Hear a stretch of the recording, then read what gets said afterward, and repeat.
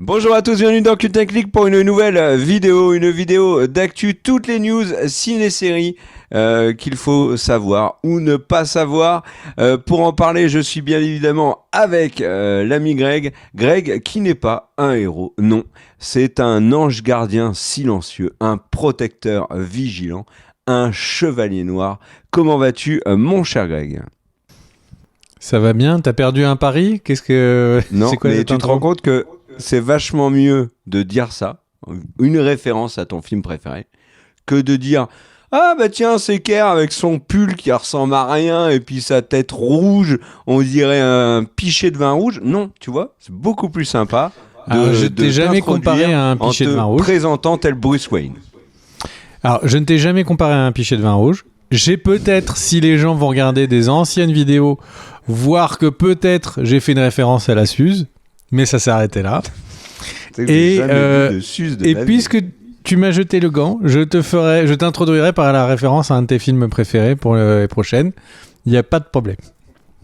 Là, il va sortir un truc atroce du dîner de con, par exemple. Ça va être pas mal. Donc voilà, on est là, on se retrouve les copains pour vous parler donc, de toute l'actualité ciné. Mais avant, mon cher Greg, ça va ? T'as vu, je gagne du temps pour ouvrir mes pages de box-office. Écoute, oui, ça va, je suis content. Alors, les gens vont dire, mais qu'est-ce qu'il va nous raconter ? Parce qu'en fait, le truc, c'est que le nouveau setup que là, la partie derrière l'écran n'a pas changé. Mais par contre, tout notre setup, la réalisation, le matériel et tout a changé. On a de nouveau Daniel à l'AREA. Donc ça rigole pas. Et donc nous on est très contents. Moi je suis très content de ne plus voir des cartons partout autour de moi. Daniel, Christopher Nolan de Cult & Click.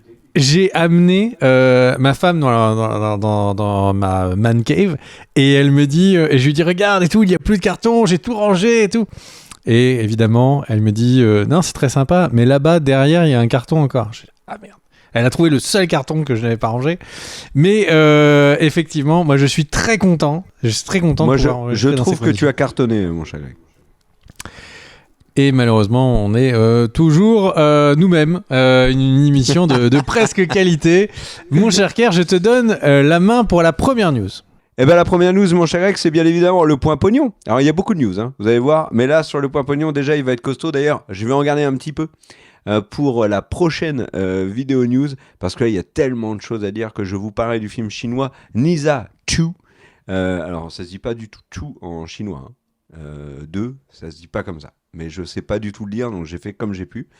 Dans la prochaine vidéo, on va parler donc de Snow White et surtout de Captain America Brave New World. Si vous voulez plus d'infos sur ces deux films, sachez qu'on aborde la question dans une vidéo dédiée à Disney qui sortira rapidement sur la chaîne. Donc voilà, on commence par Snow White qui était la grosse sortie de ces derniers jours. Nous avons le film qui est sorti il y a un peu plus d'une semaine en France et une grosse dizaine de jours aux États-Unis. Il a déjà eu 2 week-ends. Et sur son premier week-end, il a fait 40 millions de dollars. Et les estimations, Greg l'avait dit dans une précédente vidéo news, étaient aux alentours de 80 millions. Donc franchement, c'est quand même, il faut le dire, 2 fois moins. Donc c'est pas folichon. Et déjà que les 80 millions, c'était pas dingue. Et là, échec monumental qui se confirme sur la deuxième semaine aux US, puisque donc pour son deuxième week-end, le film a fait 14 millions, baisse de 66% par rapport à la première semaine. C'est une baisse 66% quand c'est au niveau des soldes, on est content. Quand on est Disney et que c'est Snow White, on n'est pas content. Et surtout que le film s'est fait taper par Working Man avec Jason Statham.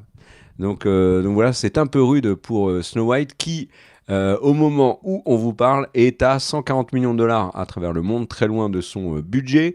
Mais je ne cite pas les budgets parce que je trouve que c'est pas du tout pertinent pour parler du succès ou pas d'un film en salle. Alors, vous allez me dire comment ça, mais moi ce qui m'intéresse c'est pas la rentabilité du film.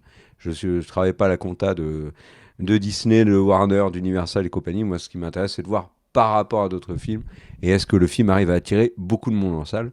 En l'occurrence, du côté de Snow White, ça n'est pas le cas. Et si on compare un petit peu avec les autres adaptations live qui étaient sorties plus récemment, par exemple, du côté de Disney, on a donc 140 pour Snow White, alors que Mufasa a fait 620. Et alors, petite blague, c'est qu'au moment du premier week-end de Snow White, on a vu à droite à gauche des gens dire ah oui, mais en fait il va faire comme Mufasa, c'est-à-dire se prendre les pieds dans le tapis très violemment pour son premier week-end, mais ensuite plutôt bien marché. Eh ben pas du tout. Malheureusement pour Rachel Ziegler que j'aime beaucoup. Alors je sais, il y en a qui vont hurler, les nerfs. J'apprécie qui je veux d'abord. Et donc Mufasa donc avait fait 620 millions. La petite sirène, c'était pas folichon, la petite sirène était quand même à 570 millions. Je rappelle, 140 pour Snow White pour l'instant. Cruella, qui avait été un gros bid, était à 230. Mulan, qui était sorti sur Disney+, du coup, avait un box-office absolument famélique dans les rares pays où il était sorti sur les écrans. Mais si on revient un peu plus en arrière, on a quand même, comparé aux 140 millions de Snow White, les 1,6 milliard du Roi Lion, le milliard d'Aladin, le milliard de La Belle et la Bête. On n'est pas loin du milliard pour le Livre de la Jungle. On est à presque 800 millions pour Maléfique. On est à 1 milliard pour Alice au Pays des Merveilles, donc de Tim Burton. Enfin bref, c'est rude là pour Snow White. Et du côté de Captain America, c'est pas terrible, même si le film a passé les 400 millions de dollars au moment où on vous parle et il n'est que 47e plus gros succès Marvel, tout confondu. Sony, la Fox, le MCU, etc. Il n'est que 47e. Et alors là, moi, j'aimerais revenir sur la communication. Parce que, mon cher Greg, on en a parlé en off, et tu me disais, mais attends, je comprends pas, tu me dis que Captain America est un échec, mais moi, je viens de lire, et tu l'avais très bien lu d'ailleurs, que c'était le plus gros succès de l'année, et que c'était aussi... Merci, je commence. Et que... Quoi ? Je commence à lire approximativement bien. Ah. Et que, donc tu me dis... Maintenant, j'ai fait les XE. Je ne maîtrisais pas le XE avant, et oui. On a fait le NIE et le XE. Ça y est, c'était la maîtresse, elle m'a dit OK. Et donc tu me dis c'est le plus gros succès de l'année, il est dans le top 3 des plus gros succès de Captain America, ok, très bien. Revenons un petit peu sur ces déclarations qui ont été avancées en effet par Disney, mais qui ont surtout été avancées à maintes et maintes reprises par la presse américaine, repris par la presse française. Oui, en effet, Captain America Brave New World est donc le plus gros succès de l'année. Pour l'instant, une année marquée par l'absence totale de gros films qui ont marché au box-office en ce début d'année. Il n'y en a pas, c'est pas plus compliqué que ça. Si on compare les 400 millions de Captain America Brave New World et qu'on le met par rapport à l'année dernière qui n'était pas une année exceptionnelle, Captain America Brave New World serait donc, si on comparait à 2024, 17e. Voilà, on peut relativiser. Et si on va jusqu'en 2019, qui est quand même l'année référence, il est 21e. Donc oui, c'est le plus gros succès de l'année pour l'instant en 2025. Mais c'est une mauvaise année pour l'instant. Donc, ça reste un échec, et un échec cuisant pour Captain America Brave New World. Et alors, l'argument le plus pété possible, c'est quand même de dire, attends, c'est pas mal. Attends. Captain America Brave New World, il est 3e plus gros succès des films Captain America. C'est vrai, mais si on prend les choses à l'envers, on peut également dire que Captain America Brave New World est l'avant-dernier plus gros échec des Captain America, puisqu'il n'y en a eu que 4. Et que Captain America Brave New World a dépassé First Avenger, donc le premier, d'un rien. Et qu'il est incroyablement loin du Soldat d'hiver et encore plus loin de Civil War. Donc voilà, c'est super. C'est comme si, moi, je sais pas, je vous disais, quand même, je sais pas, moi, Ant-Man 3 est quand même dans les 3 plus gros succès d'Ant-Man, quoi. C'est pas mal, non ? C'est pas mal, hein, il est dans le top 3. Bah oui, voilà. Donc c'est vraiment un argument fallacieux qui m'a beaucoup fait rire. Le reste du box-office, alors, je n'en parlerai pas en détail maintenant, mais il faut donc dire qu'il y a quand même un léger écart au niveau des recettes entre Captain America Brave New World, qui accessoirement, alors on dit partout que c'est le plus gros succès de l'année pour l'instant, mais c'est pas vrai. Parce que, alors c'est vrai uniquement si le plus gros succès de l'année, on le prend pas en compte.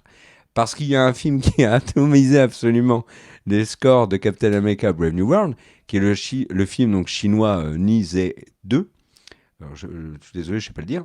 Qui, au moment où Captain America il est là avec son bouclier, oui, je suis à 400 millions, et ben lui, il a dépassé les 2 milliards, Nizhe 2. Et on en reparlera plus tard parce qu'il y a dispute, il y a guéguerre au niveau des chiffres entre une partie des spécialistes américains et le reste du monde autour de Nizhe 2, mais là je ne fais que teaser. Qu'est-ce qu'on peut dire d'autre? Bridget Jones, le nouveau film, c'est vautré. Et il n'est pas encore d'ailleurs sorti aux États-Unis, 100 millions de dollars. Mickey 17, par le réalisateur de Parasite avec Robert Pattinson, et qu'on peut appeler également Robert Pattinson si on a envie. Et ben, c'est un énorme échec. De nombreuses fois dans le film. On peut le rappeler. Ouais. Et ben, c'est un énorme échec, et on en reparlera peut-être dans cette vidéo, si ce n'est dans la prochaine, parce qu'on a profusion de news. Mais ça a des conséquences directes sur la Warner, cet échec de Mickey 17. Il n'est pas le seul d'ailleurs, l'échec de la Warner. Ce qu'on peut noter également, et je suis assez étonné que le film Compagnon ce soit autant vautré, 30 millions seulement pour ce film d'horreur un peu avec des robots, etc. Enfin, qui avait du potentiel pour bien marcher, surtout quand on voit le succès qu'a pu avoir plutôt Megan. Quoi dire d'autre? Novocaine avec l'acteur de The Boys, et ben ça marche pas terrible non plus pour l'instant. Enfin, vraiment une année ciné qui est très très très très très très calme. Les Tuches, le dernier du nom, God Save the Tuche, il est quand même 20e monde actuellement. C'est bien hein, pour lui, hein. Mais ça veut quand même dire que là, pour l'instant, les blockbusters américains sont toujours dans les stands. Très clairement. Et qu'est-ce qu'il faut attendre comme potentiel succès dans les semaines à venir? Quid de Minecraft? À voir. Et Lilo et Stitch. Et puis, bien évidemment, du côté de Marvel, mais là, on rentre plus dans l'été, mais on aura l'occasion d'en reparler. Les 4 Fantastiques qui a un gros point d'interrogation sur les 4 Fantastiques. Est-ce que le MCU va se manger un bid monumental? Et même question du côté de DC. Et là, c'est la mais panique. Non. Alors, non, pour toi, les 4 Fantastiques, ça va marcher? Ben, le casting fait qu'ils ont une base solide. Il faudrait vraiment que le film soit mauvais pour que ça marche pas, quoi. Alors, est-ce que le casting est une base solide? Et qui, dans le grand public, sait te dire qui est Vanessa Kirby? Moi, j'adore Vanessa Kirby. Non, mais Pedro mais il y a Pascal. quand même peu de monde dans la rue qui va dire « Hey, mais c'est la sœur de la reine dans Pedro The Crown. Pascal. Mais t'as juste Celui Pedro qui est- Pascal. T'as juste les Pedro gens Pascal. disent souvent « Oh mon Dieu, Pedro Pascal, you look like Greg from Cult and Click ». Et du coup, il en a marre, Pedro. Il veut Ouais, bien avoir un vrai succès Non. pour enfin pouvoir en parler. Pour moi, les 4 Fantastiques, c'est un énorme point d'interrogation pour Marvel. Ça peut être un énorme échec. Pourquoi? Parce que les précédents ont été des bides. Et surtout le dernier avec Kate Mara, Michael B. Jordan, etc. Donc, c'est à voir. Et alors, l'autre film qui fait paniquer tout le monde à Hollywood actuellement, c'est bien évidemment Superman de James Gunn. Parce que là aussi, énorme enjeu. C'est le premier d'une nouvelle franchise super-héroïque. S'il se vautre, il pourrait y avoir des conséquences absolument gigantesques sur la suite de DC, qui pourrait ne pas être une suite du tout d'ailleurs, pour la suite des aventures de James Gunn, mais aussi du studio Warner dans son ensemble, on en parlera plus tard, parce qu'il y a beaucoup de rumeurs actuellement autour de Warner, et si Superman est un échec, ça va être très très compliqué pour eux. Voilà mon cher Greg pour le point pognon, je te laisse avec ta première news. Alors, tu me laisses, mais ne va pas trop loin parce Mais que j'ai hâte de voir. je te laisse littéralement là, je vais prendre une douche. À tout à l'heure. Non, mais ces news sur le point pognon, il était très bien. Il méritait pas que tu ailles te laver de la fronde. Moi, j'avais hyper hâte de ton point pognon au niveau de. Juste pour savoir ce que tu allais dire sur la Belle et la Bête, n'importe quoi, sur Blanche-Neige. Bon, moi j'ai une news. Tu savais pas que tu la voulais. Et pourtant, la voici. La news, c'est est-ce que tu te souviens des 47 C'est le jingle, Ronin? ça? La news que tu savais pas que tu la voulais, mais qu'en fait que tu la voulais quand même, du coup tu la voici, voilà. Ça pourrait être Tintin. pas mal ça. Et à la fin, c'est un Tintin. Ok. Et donc, Ouais, du ouais. coup, est-ce que tu te souviens des 47 Ronin? Ronin. Yes. Parce que dans Assassin's Creed Shadow, j'ai découvert qu'en fait, le Ronin ne se disait pas Ronin, mais Ronin. Voilà. Donc oui, Et donc, c'est avec Keanu Reeves. Ce film, qui est un des plus grands films de Keanu Reeves. Et il y a l'actrice pas. de Pacific Rim aussi dedans. Ah, merci d'étayer ma news. Donc du coup, eh bien, la personne qui a réalisé les 47 Ronins, qui s'appelle Karl Erik Rinch, ok ? Et du coup, Karl Erik Rinch a été payé par Netflix pour développer une série. Alors certains peut-être attendaient cette nouvelle production de Karl Erik Rinch avec vraiment hâte. Et donc c'était White Horse, une série de science-fiction que Netflix, donc, il le paye pour pouvoir développer le projet. Aujourd'hui, cette semaine, Karl Erik Rinch a été inculpé. Il a été inculpé suite à de nombreuses procédures qu'ont lancées contre lui Netflix. Quelles procédures ont été lancées contre ce réalisateur qui est donc un des réalisateurs préférés de Kerr, comme vous l'aurez compris ? Eh bien, les chefs d'accusation par le ministère de la Justice américaine, c'est fraude électronique, blanchiment d'argent, transactions issues d'activités illégales. Et il risque 90 ans de prison s'il est reconnu de tout ça. Tout ça pour le développement de White Horse. Et là, vous allez me dire, mais comment c'est possible que le développement d'une série parce sur que Netflix, c'était très mauvais, tout simplement. Tu penses qu'ils ont dit j'ai jamais vu un script aussi pourri, amenez-lui le ministère américain. 90 millions. Et Zack Snyder, là, est hyper inquiet qu'il lise ces scénars de Rebel Moon, par exemple. Alors, du coup, qu'est-ce qui s'est passé ? Sachant que il n'est pas condamné, c'est des allégations. Et là, on vous donne évidemment le point de vue du ministère de la Justice américain.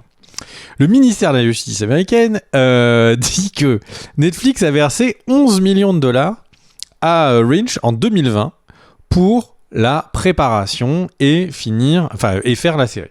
Bon, très bien. 11 millions de dollars. Du coup, ça doit payer toute la post-production, payer l'équipe de tournage. Bon, des choses assez basiques, somme toute. Mais que s'est-il passé avec ces 11 millions de dollars ? L'État américain dit que Rinch aurait détourné les fonds. Il aurait d'abord transféré une grande partie de cet argent sur son compte de courtage, donc pour le placer en bourse. Il aurait fait des placements particulièrement risqués et aurait perdu une grande partie de la somme. En bon parieur, qu'est-ce que ferait Rinch ?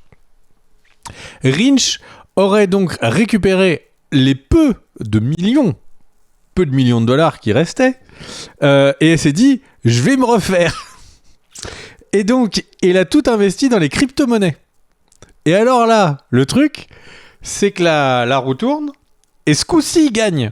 Et il gagnerait beaucoup plus que les 11 millions de dollars.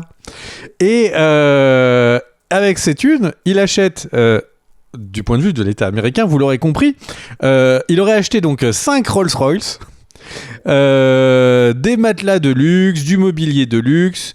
Il paye ses avocats pour le divorce avec ces thunes. Mais le problème, c'est que la série n'est toujours pas faite.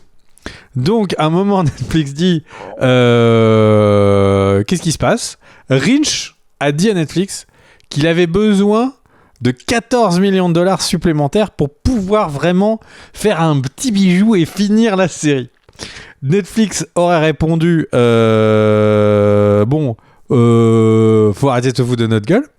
Et du coup, en 2024, un arbitre entre Rinch et Netflix a statué que 9 millions ont été payés en trop par Netflix par rapport à là où en était la série. Concrètement, j'espère, donc si c'est vrai, c'est pas bien, pampan sur les mains. Si c'est vrai, j'espère que Netflix va adapter en série cette histoire de Rinch sans lui filer un centime, parce que ce serait quand même assez génial oui. de vraiment de faire le coup de l'arroseur arrosé. Et donc il n'aurait pas la série White Horse. Bon, après tout, 47 Ronin n'était pas non plus un chef-d'œuvre. Donc, mais alors une petite docu-fiction sur Rinch qui dit allez, j'investis encore 1 million, je vais me refaire. Et le jour où il gagne vraiment plus, et là d'un seul coup, c'est les Rolls-Royce, les machins. Le mec n'a plus aucune idée de vers la série. Enfin bref, donc évidemment, il est accusé d'avoir donné des scénarios fictifs à Netflix pour faire croire qu'il avait avancé et tout. Enfin, je trouve cette série, j'aimerais regarder le docu-fiction de ça sur Netflix. Je trouve que ce serait parfait. Voilà, donc je sais pas si c'est déjà en prépa ou s'ils attendent qu'il soit condamné, mais je trouve ça plutôt pas mal. Voilà. Est-ce que c'était une news que tu ne savais pas que tu voulais, mais qu'en fait tu la voulais? Tintin. Eh ben, tout à fait. Je suis tout à fait d'accord. J'aurais dû terminer ce jingle par cette série cette news que tu ne savais pas que tu voulais, mais qu'en fait tu voulais. Tadoum. Puisque c'était sur Netflix quand même cette petite rubrique. Bravo. Alors là, je vais faire 4 news à la suite, mon cher Greg. Je te préviens. Le point pigeon traditionnel, la vraie news de la semaine, la fausse news de la semaine et, le plus important, la news pour faire plaisir à Greg. Tu es prêt ? Le point pigeon, je le fais rapidement, t'as pas besoin de roucouler. 4 mois seulement après avoir lancé donc, l'offre des 40 ans, Canal+ aura donc supprimé 4 des services inclus. Alors il y a Disney+, on le savait au moment où on a souscrit. On a perdu dans la foulée Passe Presse, donc le 1er janvier, et on a perdu en mars, donc Isneo et Lizzy, en sachant que pour les nouveaux abonnés, il y a aussi de nouvelles conditions donc pour la 4K et aussi pour l'accès à Paramount+. Donc voilà, c'est pas tip-top, comme on dit. La news de la semaine, mon cher Greg, es-tu prêt ? Alors c'est la fausse news de la semaine. C'est la news qui m'a fait rire. Accroche-toi bien à ton canapé qui est fort douillet. C'est un drame que je vais évoquer. C'est un T'as pas le sourire du drame là. Non, mais c'est un. Oui, mais non. Mais arrête. Mais après les gens vont dire oui, mais quand c'est un drame, ils rigolent. Mais vraiment, c'est pas possible. Donc quand il va voir les tuches et que c'est une comédie, il fait la tronche. Oui. Bref, là c'est un drame. Et en fait, ce qui s'est passé, c'est à Washington. Il y a eu pendant une projection d'un film, le plafond de la salle qui s'est écroulé sur les sièges. Et en fait, ça a tout écrasé, hein, les sièges, tout. Enfin, c'est un carnage total. Mais, par chance, c'était pendant une projection de Captain America Brave New World et il n'y avait que 2 personnes dans la salle qui n'ont pas été blessées. Donc, merci Disney pour ça. Ça m'a beaucoup fait rire. Voilà. Je sais pas toi, mais ça m'a beaucoup fait rire. Et la vraie news de la semaine, mon cher Greg, c'est que Vince Gilligan, le papa de Breaking Bad et de Better Call Saul, a annoncé officiellement qu'il travaillait sur une nouvelle série. Une série de science-fiction, présentée comme une exploration de la condition humaine de manière totalement inédite, avec des inspirations E.T. et rôle principal, mon cher Greg, Rhea Seehorn, qui était absolument éblouissante dans Better Call Saul. Voilà, la série son tournage est déjà bouclé et ça va sortir sur Apple TV+, donc une nouvelle série de Vince Gilligan. Franchement, c'est génial, donc c'est la vraie news de la semaine. Et enfin, mon cher Greg, la news pour te faire plaisir.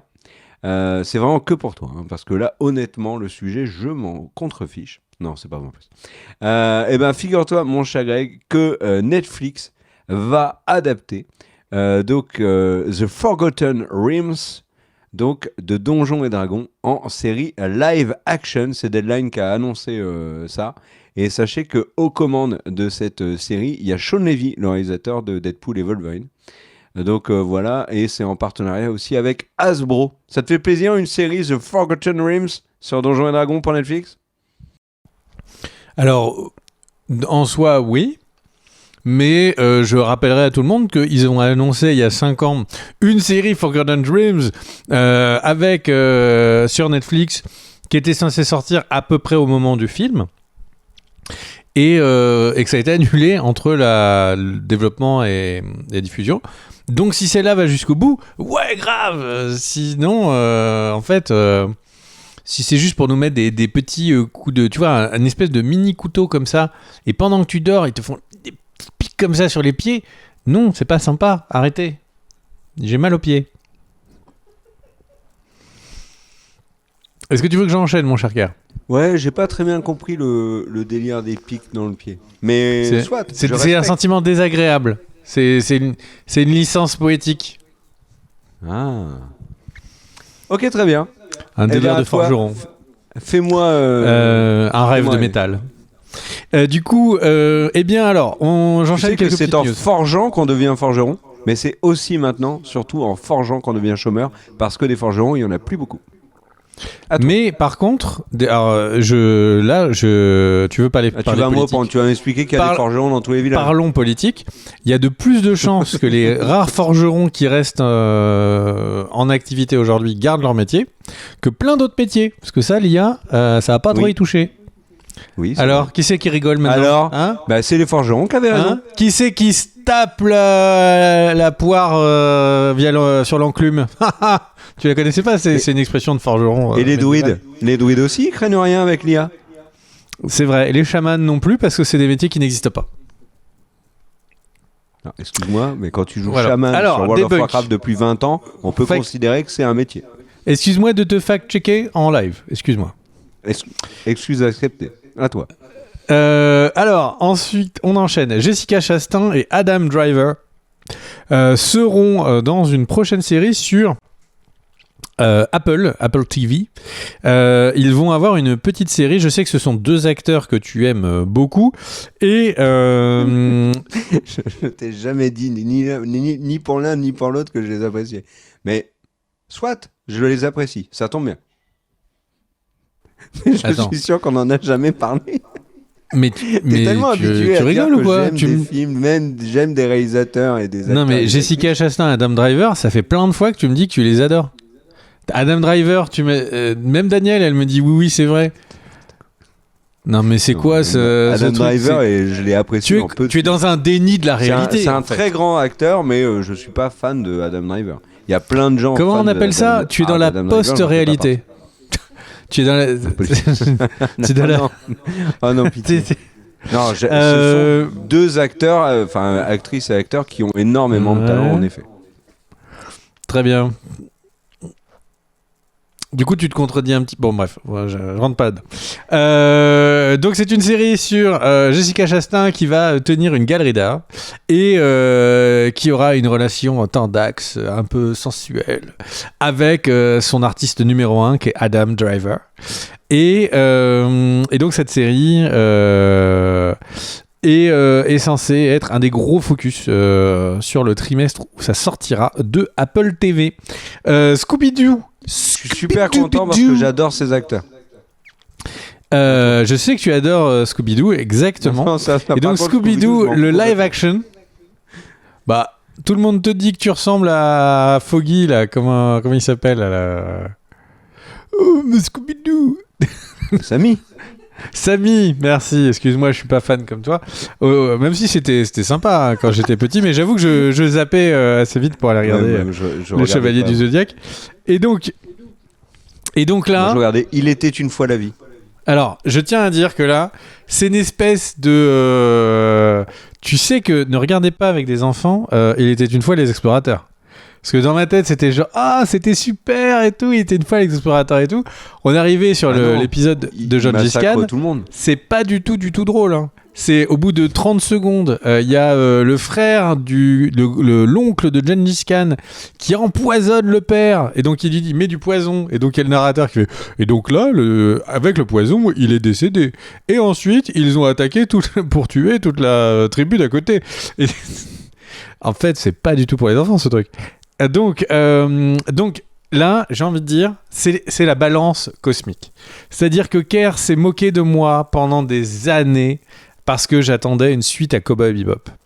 Et là, eh bien, l'équilibre cosmique est en place, puisque la série préférée donc de Kerr, Scooby-Doo, va avoir également son adaptation sur Netflix et par les mêmes showrunners, par Midnight Radio's Josh Applebaum et Scott Rosenberg. Donc, les personnes qui nous ont massacré Cowboy Bebop et qui ont fait très mal à mon cœur, eh bien, vont massacrer potentiellement Scooby-Doo, ou ça va être la Redemption Arc. Est-ce que ces mecs nous ont tué Cowboy Bebop, mais ils se disent non. Mais Scooby-Doo, on va en faire un chef-d'œuvre. On va en faire la crème de la crème. Est-ce que tu crois qu'ils se sont dit qu'avec Scooby-Doo, ils allaient pouvoir nous faire une œuvre comme on a peu vu d'œuvres? Qu'est-ce que tu en penses? Ils se sont dit, tiens, un chèque. T'as peu de foi. T'as peu de foi sur ça. Crois en la magie. On pourrait avoir une vraie série d'enquêtes, des mystères, etc. Enfin, ça pourrait être une tension dans les personnes du groupe, un truc sur la violence animale cachée, Scooby-Doo. Enfin, ça pourrait être ouf. Ça pourrait être ouf. Mais c'est vrai que les noms rattachés font plutôt se poser des questions. Autre point, alors ça par contre je sais que c'est aussi ton réalisateur favori, Young Sun-ho, donc le réalisateur du dernier train avant le dernier train pour Busan. Pour Busan. Donc qui est tu sais que j'ai détesté la suite, hein. Vraiment j'ai détesté favori. La suite. Eh bien va de nouveau faire un film sur les zombies qui s'appellera Gunch. Voilà. Et je sais que juste cette news comme ça, mon Dieu, regardez, si Daniel, tu peux montrer la version Super Saiyan de Kerr quand il est genre trop excité. Non mais j'aimais bien ta version. Si tu peux l'afficher 2 secondes, ma chère Daniel, ça serait top. Kerr, je sais que tu adores m'afficher. Mais en fait, regardez, c'est le moment où en fait c'est Sangoku a enfin les cheveux qui se raidissent et qui deviennent jaunes, juste avant qu'il ait la super chevelure. C'est quand même très beau. Ouais, mais tu sais que là, tel Gérard Butler dans Dragon, je suis stoïque. C'est pas mal. Ouais, franchement, celle-là, elle est pas mal. Ouais, elle est validée. Franchement, ouais. elle est validée. Là, un bon 9 sur 10 quand même. Là, ça mérite sa série sur Canal, validée, tout ça. Ouais. Bon, puisque tu es vraiment sur une ambiance, on va dire, un peu plus sombre, allons parler du décès. C'est peut-être une transition. J'ai mal bossé ma transition, mais le truc, c'est que comment voulez-vous faire des transitions? Donc, le truc, c'est que donc Kerr, si tu peux mettre cette image avec Kerr et moi pour le voir réagir. Donc, Kerr, il y a un nouveau film de science-fiction qui s'appelle Le Linceul, qui a été fait par David Cronenberg, qui est, tu l'as déjà dit à plusieurs reprises, ton réalisateur favori. Et je vais essayer d'être plus sérieux parce que je pense que ce film vaut le coup si vous aimez David Cronenberg. David Cronenberg qui a une filmo où il a des films que j'ai adorés, des films que j'ai vraiment pas du tout aimés. Et le truc, c'est que donc là, il a fait un film dont je trouve le pitch assez intéressant, surtout vu le contexte. Donc Vincent Cassel va jouer un gars qui invente son acteur fétiche. Bon, tu fais 3 films avec lui, t'es son acteur fétiche. Bah oui, c'est le principe des acteurs fétiches. Ils enchaînent les films avec le même réalisateur. Donc en fait, il invente un système pour permettre aux vivants de se connecter avec les disparus. Technologie, en gros, tu parles à l'au-delà. Un jour, des tombes dans leur labo et tout, sont vandalisées, dont celle de sa femme qui était décédée et qui avait justifié la raison pour laquelle il avait inventé cette technologie. Bon, il va faire une enquête, ok, c'est le pitch. C'est le pitch de démarrage. Comme ça, bon, j'ai envie de dire, c'est un pitch à la Cronenberg, ça pourrait même faire penser un petit peu à son film là, sur les jeux vidéo Existence. Je sais pas pourquoi les deux pitchs me font penser l'un à l'autre. Mais là où en fait c'est beaucoup moins drôle et où je pense que si vous aimez Cronenberg, c'est un film qu'il faudra sans doute aller voir, c'est que Cronenberg a réalisé ce film parce que justement il a dit que c'était pour gérer la perte de son épouse qu'il a perdue en 2017 et que c'est pour ça qu'il a fait ce film. Et Cronenberg, encore une fois, c'est un réalisateur dont je ne suis pas fan de tous ces films, mais souvent ils ont un propos qui est assez intéressant et je suis très curieux de voir comment est-ce que il va sublimer, alors le film sera peut-être bon, peut-être pas, mais sublimer dans le sens artistique cette perte et comment vraiment l'artiste va gérer cette souffrance et qu'est-ce qu'il aura pu en créer Je suis vraiment curieux de savoir qu'est-ce qu'il va produire. Et Vincent Cassel, même si c'est un des acteurs favoris de Kerr, moi il peut être vraiment excellent dans des films. Et du coup, je suis très curieux de savoir ce que ce film va donner. Voilà. Ouais, et ça sort le 30 avril prochain. Ouais, voilà, 30 avril en France, est déjà sorti. Est-ce que ça t'a donné envie d'aller le voir ? Oui, mais de toute façon, David Cronenberg, un peu comme toi, il y a des films de lui qui ne me touchent pas. Par contre, il y a d'autres de ses films que j'ai énormément appréciés, et notamment un qui fait partie de mes films préférés, qui est Les Promesses de l'Ombre, avec Viggo Mortensen, sorti en 2007. Voilà. Son acteur fétiche de l'époque. Viggo Mortensen est là, pour le coup, très clairement un de mes acteurs préférés. Oui. Et pour de vrai, hein. Voilà, est-ce que tu veux faire encore des news ou j'y vais ? Vas-y mon cher Kerr, tu peux y aller, fonce. Bah à plus. Décolle. Oh là là. Je reviens. C'est un artiste. On se souviendra de Buster Keaton. On se souviendra de Chaplin. Les gens dans 100 ans, le dictateur et tout, ils font je vais pas voir un film en noir et blanc et en 2D. Et puis au final, ils voient Chaplin et ils se disent mais c'est un génie. Mais Kerr, 2250. C'est sûr que personne ne t'aura oublié. Le génie de Kerr.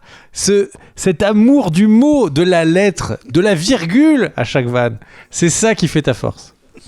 Et les cascades, le t-shirt, le lever de chaise. Voilà, je vais vous parler maintenant de Invincible. Juste petite anecdote comme ça sur Invincible. Vous allez voir, il va y avoir plein de news assez rapides. Le final de la saison 3 d'Invincible est un des épisodes les mieux notés de l'histoire d'IMDb, puisqu'il a la note de 9,9 sur 10. C'est plutôt pas mal. Et il n'y a pas énormément de séries qui ont eu ça. Il y a un épisode de Succession, il y a un épisode de Vinland Saga, il y a un épisode de Better Call Saul. Et IMDb, ça appartient à qui ? Amazon. Ah oui, t'as raison. Et Invincible, c'est diffusé sur quoi ? Oui, mais les autres séries ne le sont pas. Conspiration. Non. Conspiration. Non, on va pas tomber aussi bas. Apparemment, de ce que j'en ai lu, alors je l'ai pas encore vu, c'est parce que je suis dans le visionnage de la saison 3. D'ailleurs, j'ai hâte que tu refasses une news, que je puisse continuer dans mon épisode. Mais en tout cas, voilà, il paraît qu'il est ouf. Et donc, il y a quelques... Non, mais je lui ai parlé de trucs hyper intimes. Je dis, Kerr, écoute, là, faut qu'on parle et tout.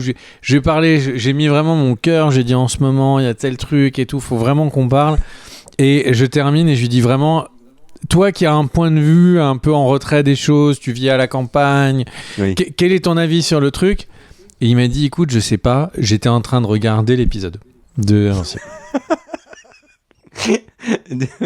Donc voilà, il y a quelques épisodes de Breaking Bad aussi. Il n'y a qu'un seul épisode qui a fait mieux que ces épisodes-là, 9,9 sur 10, puisque lui, il a littéralement 10 sur 10. C'est bien évidemment Ozymandias, pardon. Donc l'avant-dernier épisode de Breaking Bad. Moi, je suis étonné, le final de Breaking Bad. Bon, il a 9,9, Félina, mais quand même. Voilà, c'est du très très très très lourd. Là, on est vraiment dans les épisodes marquants. Et je tiens à souligner, vu que je parle d'Invincible, j'avais pas prévu d'en parler maintenant, mais je vais quand même le faire, que la saison 1 de The Pitt, j'en parle sur les réseaux sociaux, j'en ai parlé dans toutes les dernières vidéos news. Mais vraiment, la saison 1 de The Pitt, donc série médicale sur Max, fait par les créateurs d'Urgence et de À la Maison Blanche, avec Noah Wyle, donc qui jouait Carter dans Urgence et qui est le héros de cette série. C'est vraiment très très bon. Mais alors, à partir de l'épisode 12, il se passe un truc pendant la garde. Épisode 12, épisode 13 sont ensemble. L'épisode 12 était déjà brillant, mais alors l'épisode 13 est exceptionnel. Mais vraiment, j'ai rarement vu un épisode avec une intensité pareille. Des acteurs... Enfin, Noah Wyle est excellent là actuellement. Cette semaine, j'ai vu plusieurs articles qui sont... C'est parce que tu regardes pas sérieusement Les Anneaux de Pouvoir. Non, laisse-moi... là, quand c'est bien, j'ai envie d'en parler sans qu'on reparle des Anneaux de Pouvoir. Noah Wyle, là, commence à être évoqué pour les Emmy aux Emmy Awards dans la catégorie meilleur acteur. La série est vraiment, vraiment réussie et ces épisodes 12 et 13 sont de vrais coups. Ça va continuer avec le 14, je pense. Ce sont des coups de poing. C'est le chiffre d'après, effectivement. Des épisodes utiles. Donc, sauter sur The Pitt, là, vraiment, et pourtant, j'ai adoré Bref. Mais The Pitt, pour l'instant, il n'y a pas débat. C'est ma série de l'année. Et je pense que si tu mets les séries 2024 avec, c'est ma série sur les 2 années. Là. Donc voilà. Ouais, mais en fait, news. attends, juste parce que je veux réagir par rapport à ton truc. T'as dit, je suis vraiment quasi ex-aequo sur les 2 séries, mais The Pitt, le héros, a des cheveux. Donc mon cœur va sur The Jamais Pitt. dit ça. Et franchement, c'est complètement incompréhensible comme van. Tu sais, quand tu fais des vannes et que tu les assumes pas, t'es pas obligé de dire que ça vient de moi. Ça, c'est vraiment Je très sais pas fort. je sais pas de quoi tu parles. Ouais. Alors, C'est pas beau de rejeter la faute sur les autres. autre news, le tournage de Euphoria saison 3 est commencé, enfin c'en est terminé de toutes ces rumeurs de ça se fera pas, la série est annulée, au secours, etc. Non, cette fois c'est bel et bien lancé. Il y a des nouvelles têtes, il y a Sharon Stone qui rejoint donc la série, et on a aussi la chanteuse Rosalia. C'est un événement que la chanteuse Rosalia ait rejoint la série. Seul petit bémol, je ne sais absolument pas qui est Rosalia, mais je ne doute pas qu'elle chante très bien. Et au niveau des retours, Euphoria, on a bien évidemment... une des séries qui met le plus en avant des chanteuses qui ne chantent pas. Dans la série, Zendaya, ils chantent ça fait jamais. longtemps. Mais Zendaya, c'est une actrice maintenant, elle chante plus. Donc on a bien évidemment le retour de Zendaya, on a Hunter Schafer aussi, Alexa Demi, Sydney Sweeney bien sûr, Maud Apatow, Eric Dane, Coleman Domingo et Jacob Elordi. Et alors c'est cocasse quand tu regardes ce casting, la liste que je viens de faire. Donc ces acteurs qui étaient pas très connus, voire pas connus au début de Euphoria saison 1, quand ils se lancent dans Euphoria saison 3, font partie donc des personnes les plus demandées à Hollywood. Même Coleman Domingo, hein, mine de rien, il a fait énormément de chemin depuis Fear the Walking Dead. Faut dire qu'il est excellent. Hein. Donc voilà. Autre news, celle-là elle est cocasse et tu n'es pas prêt mon cher Greg. C'est un peu comme ta news de tout à l'heure. Tu te rappelles de Taylor Lautner qui jouait un loup-garou, Jacob, dans Twilight. Eh ben, Taylor Lautner, il va jouer dans une série Amazon en référence à Twilight, puisqu'en fait, Attends, mais il va c'est être énorme. Je il va pensais être à lui. recruté. Je me baladais dans la forêt. Laisse-moi finir ma news. Je vois un loup passer. Il me regarde, je le regarde, il me regarde. Et là, je me dis, mais est-ce que c'est ça le coup de cœur de l'imprint, là, je sais plus comment ils disent dans Twilight? Est-ce qu'il se dit que toute sa vie, il va devoir me protéger? Du coup, je me dis, mais je suis team loup, du coup. Et pas team Edward. T'es pas Team Edward. Non, et ce moment qui s'est passé là, il y a quelques secondes, c'était vraiment entre tes 2 news, c'est fou, le hasard. Ouais, c'est fou. Donc Taylor Lautner, écoute bien le pitch de la série, il est génial. Et pour de vrai. Donc Taylor Lautner joue son propre rôle, mais c'est une fiction. En fait, il va être recruté par une vraie équipe de chasseurs de loups-garous, parce que comme dans Twilight, il joue un loup-garou, ils se disent que c'est forcément la bonne personne pour aller tuer des loups-garous, parce que les loups-garous existent en vrai. Et du coup, il va devenir chasseur de loups-garous. Mais c'est incroyable, non? L'idée est très bonne, je trouve. Voilà, mon cher Greg. Et tiens, j'ai une news, vraiment, cette news-là, si t'avais pu la garder, ça nous aurait fait plaisir. Et ben Amazon se lance dans le doublage par IA, donc pour les films et les séries sur Prime Video. Youpi! Pas du tout. Et je tiens à dire solennellement que je boycotterai toutes les séries doublées par IA. Bah, tu vas pas pouvoir tenir ta phrase, malheureusement. Oh, sauf... Bah, vas-y. Mets-moi au défi. Vas-y. Non, je vais pas le faire parce que tu risques de pas pouvoir, tout simplement. Le truc, c'est que là, de ce que j'ai entendu sur Paris, il y a beaucoup des sociétés de doublage qui sont en difficulté et la plus grosse serait sur le point d'être en liquidation, de ce que j'ai compris. Il y a un... Enfin, c'est pas un petit mouvement qui peut-être va faire... Le doublage est en train de disparaître. Ce qui est dommage, hein, je sais qu'il y a une grande culture du doublage en France. Mais on est attaché aux voix françaises. Mais là vraiment, il y a beaucoup d'anti-VF, mal mais c'est terrible. Non, vraiment, moi, je soutiens total aux doubleurs et non, très mauvaise nouvelle si ça se confirme. Bonne nouvelle par contre, Mia Erskine et Donald Glover reviendront dans la saison 2 de Mr. et Mrs. Smith, qui était une excellente surprise de l'année 2024. Hein. Si vous ne l'avez pas vu, cette série, sautez dessus, elle est sur Prime Video. En plus, le doublage n'est pas fait par IA.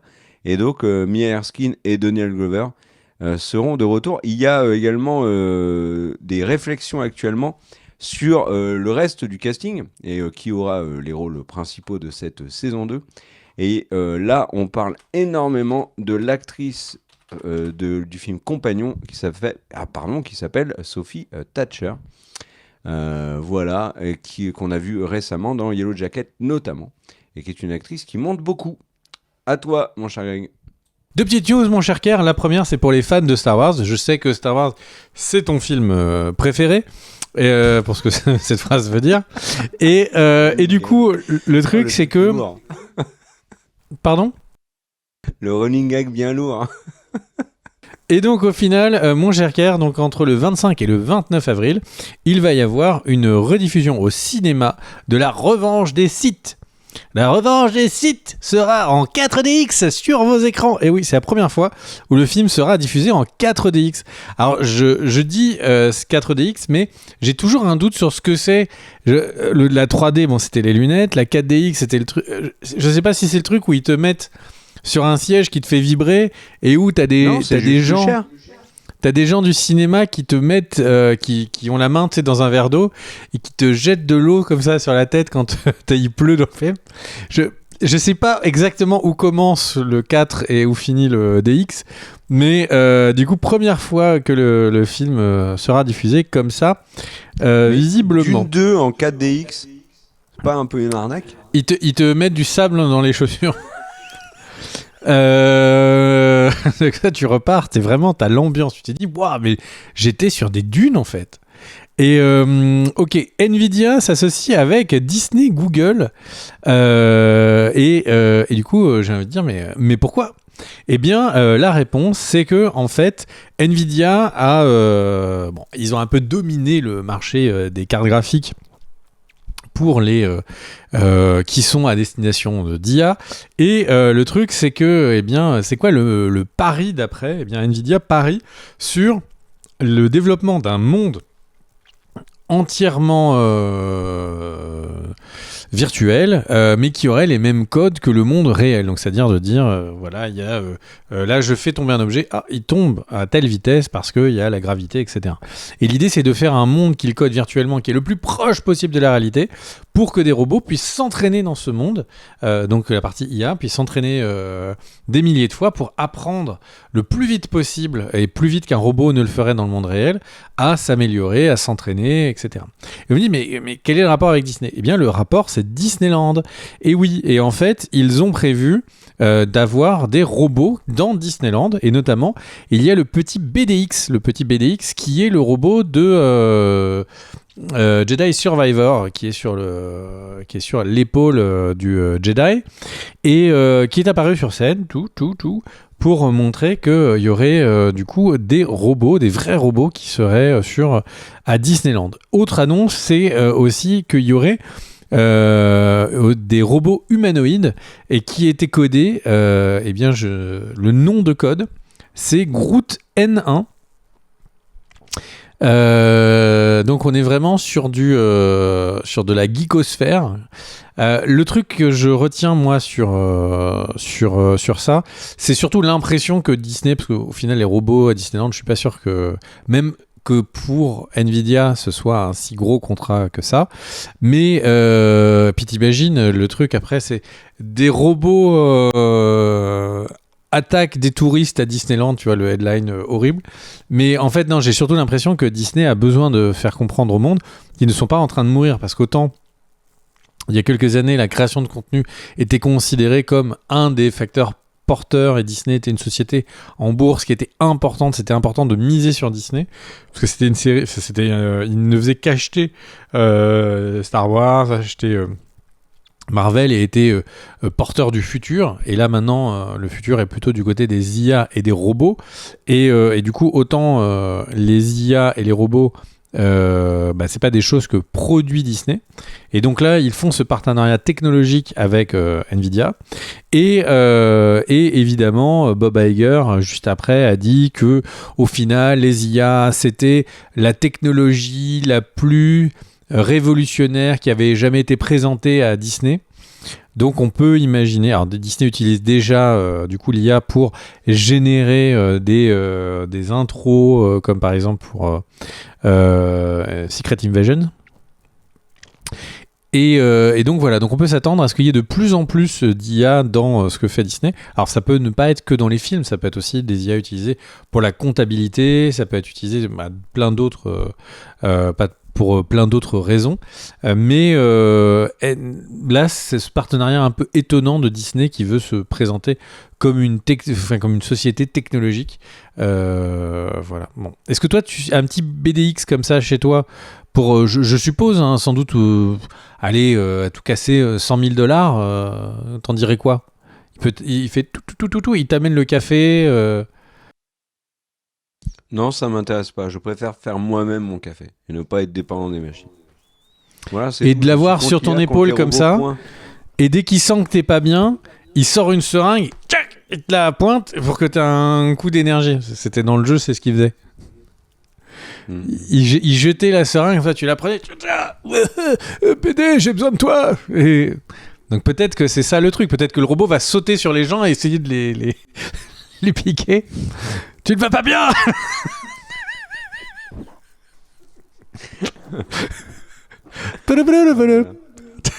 Bon, alors moi j'enchaîne, mon cher Greg.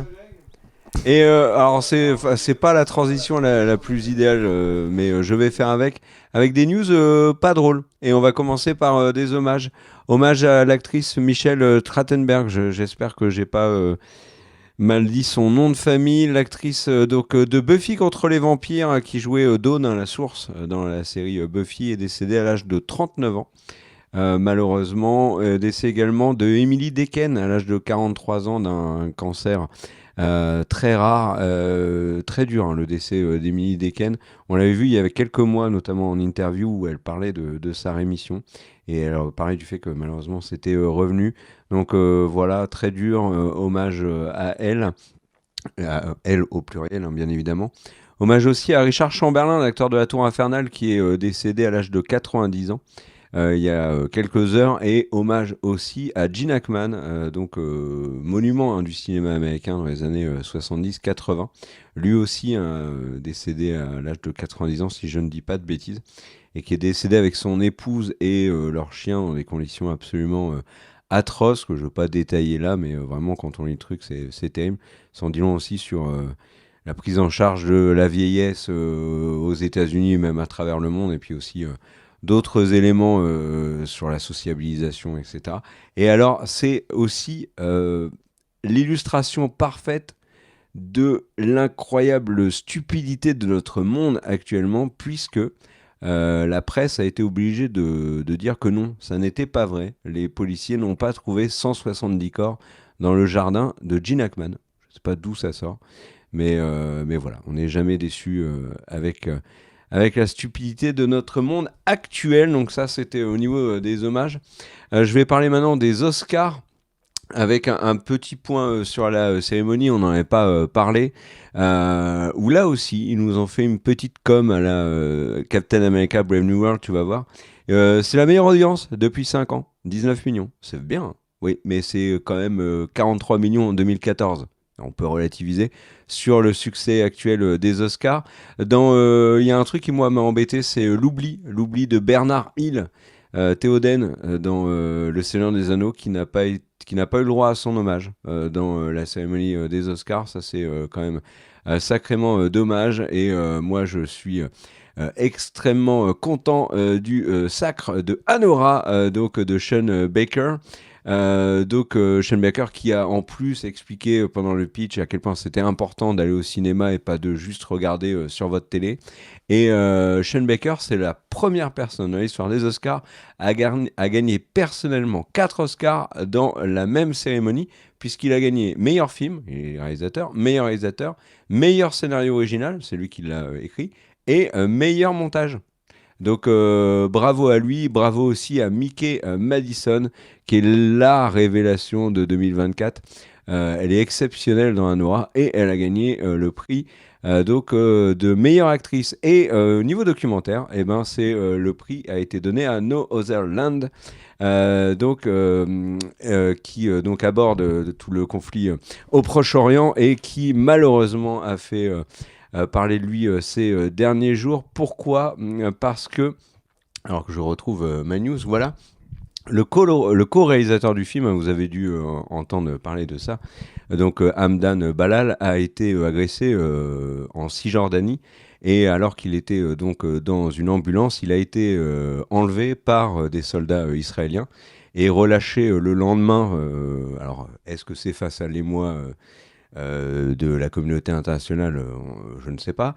Toujours est-il que il y a polémique aux États-Unis, grosse polémique autour des Oscars. Pourquoi ? Eh ben parce que l'Académie des Oscars, contrairement à peu près une tonne de studios, plus des structures genre les Césars, des festivals et compagnie qui ont bien évidemment condamné cette attaque, et ben l'Académie des Oscars a été incroyablement silencieuse. Au point où la polémique enflant, et ben l'Académie des Oscars a dit on va répondre. Et donc ils ont fait un communiqué où ils ne citent jamais le nom d'Hamdan Balal. Il dit juste quand même la violence dans le monde, c'est pas tip top. Bref, ça n'a fait que enfler davantage la polémique. Résultat, il y a eu une lettre ouverte signée par plus de 800 personnes marquantes à Hollywood, hein, des personnalités majeures comme Denis Villeneuve, comme Pedro Pascal, comme Edward Norton, comme Greta Lee, comme Justine Triet qui a eu récemment des prix. C'était l'année dernière. Voilà. Et du coup, les Oscars l'Académie des Oscars s'est réveillée et face à la crise a fait un communiqué pour s'excuser auprès du co-réalisateur de ce Hamdan Balal, donc co-réalisateur de No Other Land, donc pour condamner toute forme de violence dans le monde, bien évidemment. C'est une histoire absolument moche, comme on en vit malheureusement beaucoup un peu partout dans le globe ces dernières années. Mais là quand même c'est un co-réalisateur des Oscars à qui il arrive ça, bien sûr, mais qui n'est même pas soutenu par les Oscars. Que dire ? Ça c'est réglé. Voilà, et je te propose, mon cher Greg, de terminer avec une petite news plus sympa. Après, j'aimerais bien qu'on parle Avengers quand même. J'attends ce moment-là. Est-ce que tu te rappelles de Coyote vs Acme ? Alors, je sais pas le nom. Déjà à l'époque, j'avais massacré le nom. Le film Coyote de la Warner qui avait été tourné, tu te rappelles, annulé, rangé dans un placard, on n'en parle plus jamais, vous ne le verrez jamais, avec Will Forte. Tu t'en rappelles de ça ? Pas du tout. Mais alors c'est le deuxième gros film qu'a annulé la Warner pour ne pas payer de taxes, etc. après Bad Girl. Et ben, ce film, le problème, c'est qu'il avait des projections tests étaient très positives. Alors apparemment, Bad Girl aussi, donc ça n'a pas sauvé le truc. Et ben en fait, il y a plusieurs studios qui ont essayé de récupérer les droits à la Warner, pas récupérer les droits, en tout cas racheter le film. Et il y a une boîte qui s'appelle Ketchup Entertainment qui a réussi pour 50 millions de dollars et qui prévoit de le sortir au cinéma en 2026. Voilà, donc peut-être un espoir pour Bad Girl, même si, rappelez-vous qu'à l'époque, ils ont annoncé avoir détruit l'intégralité des copies de Bad Girl, parce que s'ils gardaient des copies de Bad Girl en stock, ils devaient payer des taxes. Donc à mon avis, c'est cuit pour Bad Girl, c'est pas cuit pour Coyote. À toi mon cher Greg. Alors je suis désolé si je parle en étant un petit peu stressé, c'est parce que visiblement BD... 8 n'a pas aimé ce que j'ai dit tout à l'heure et du coup il a débarqué dans la pièce. Donc je vais très bien, je n'ai besoin d'aucune injection de Steam. Non, vraiment, il n'y a pas de problème. Je vais robot, donc... ça Hein ? C'est quoi comme robot ? C'est BD8 de Jedi Survivor. Donc du coup, puisqu'on parle de Disney, ils viennent juste de virer 200 personnes chez ABC News et globalement la branche entertainment information de Disney. Donc on peut supposer que en fait de couvrir l'actualité est pas aussi rentable qu'avant, peut-être plus compliqué qu'avant, peut-être plus dangereux qu'avant. Et en tout cas, du coup, ils ont coupé ces 200 jobs. Alors après, la télé traditionnelle, naturellement, va moins bien, mais les coupes d'humains, enfin les coupes de jobs chez Disney ne font que s'enchaîner. Bien, news suivante, c'est une news sur un petit film sur l'apocalypse qui s'appelle Doomsday. Et oui, on parle effectivement du prochain Avengers.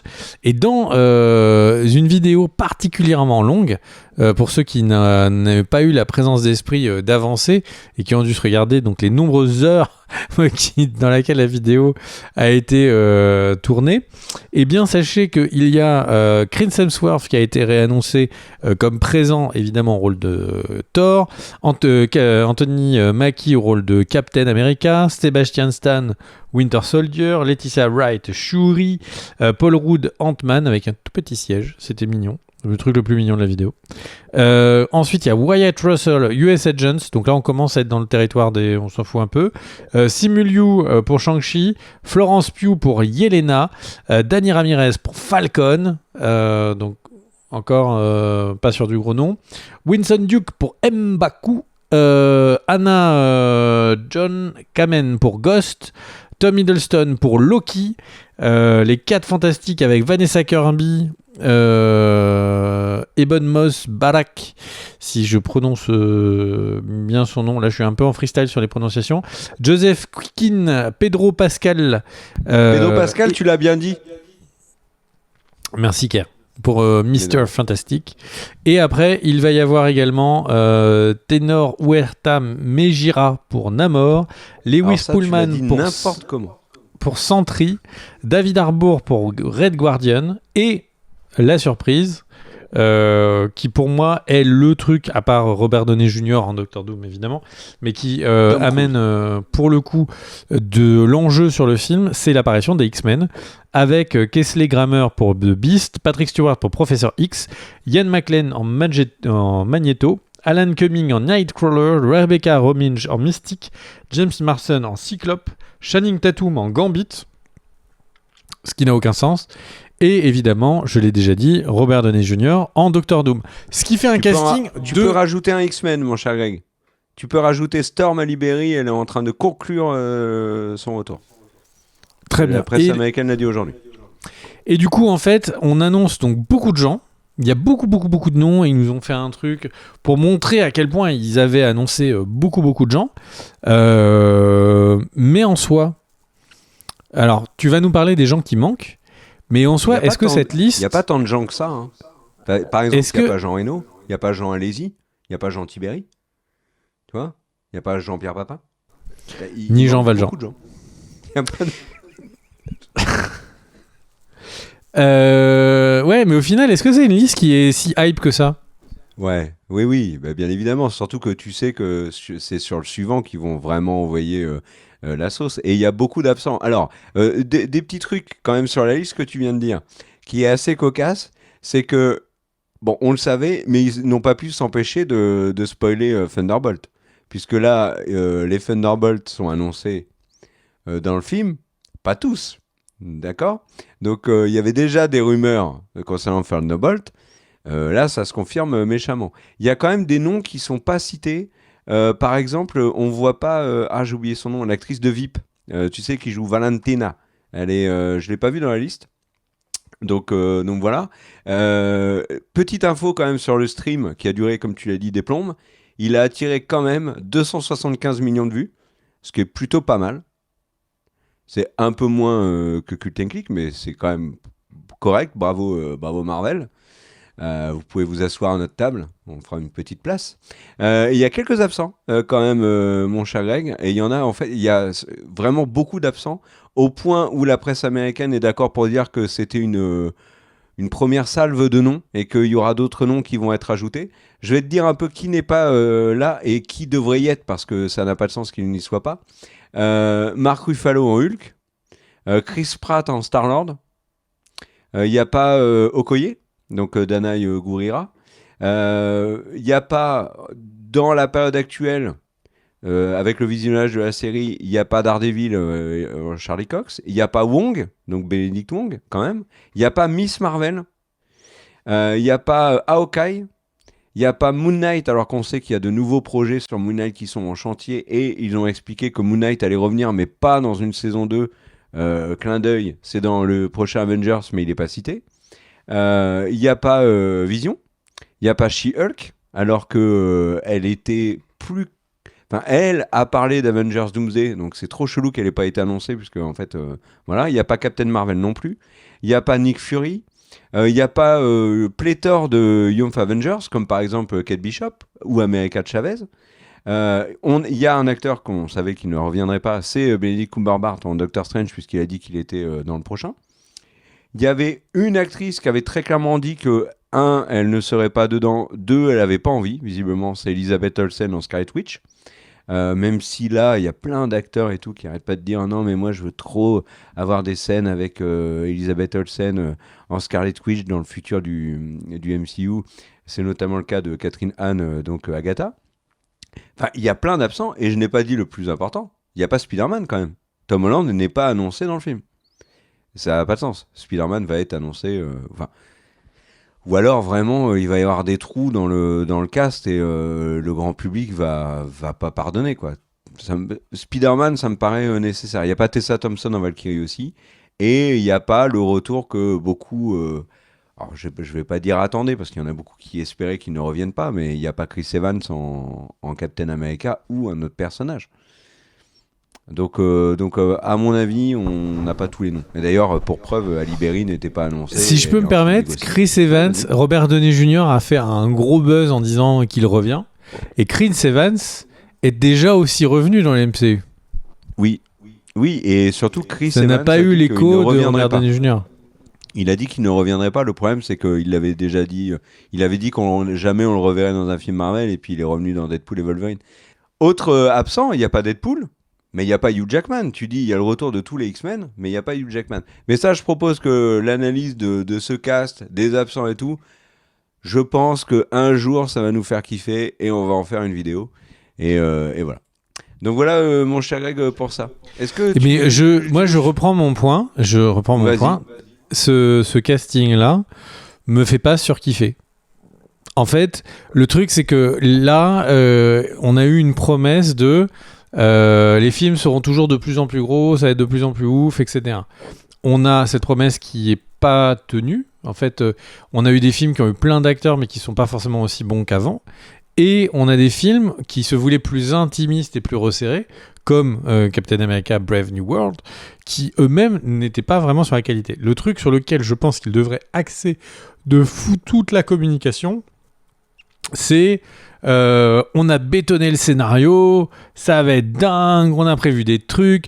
Le casting n'est pas le point le plus important des prochains films du MCU, c'est le scénario. Le scénario, la qualité de la mise en scène, on verra après. Pour l'instant, c'est le scénario.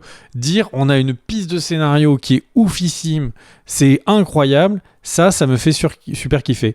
Là, l'impression que j'en ai, c'est qu'ils ont annoncé une énorme partie du casting, de ceux qui ont déjà signé des contrats. Ceux qui n'ont pas signé des contrats, c'est un moyen de leur mettre la pression pour justement dire, en fait, on a fait les annonces sans vous, alors en fait, nous, on s'en fout de vous. Donc en fait, si tu viens bénévolement, ok. Et le truc, c'est que ça, c'est catastrophique. Ça, Tom Holland. Ça, c'est catastrophique. Alors, Tom Holland, je vais faire juste un point sur lui juste après. Le truc, c'est que c'est catastrophique parce que ça veut dire qu'un scénario serait écrit et puis après, quelqu'un va voir le scénariste et fait excuse-moi, en fait, on a Wolverine qui est là et il faudrait qu'il soit là dans 4 ou 5 scènes. Tu peux nous changer le scénar, s'il te plaît, excuse-moi, oui. Alors, je sais que t'as pas encore terminé le truc sur Wolverine, mais il y a Storm qui arrive, et elle, on l'a sur 2 scènes. Voilà, ça... Pas de problème ? Ok, c'est cool. Oui ? En fait, on a bloqué tout le casting des Eternals, et il faudrait que les Célestials débarquent et tout à la fin. Ah oui, c'est possible. Il y a pas les Eternals aussi. Non, mais c'est l'enfer, en fait, pour un Eternals. scénariste, ce truc. Ouais. Qui était censé être le grand arc de la suite. Et donc, mais tu sais qu'il y a un nom, nom qu'on n'a pas dans les présents. Loki a pas eu beaucoup de retentissement. C'est quand même ça devrait marquer les fans du MCU, le retour de Loki quand même. Bon, en fait, il est toujours là.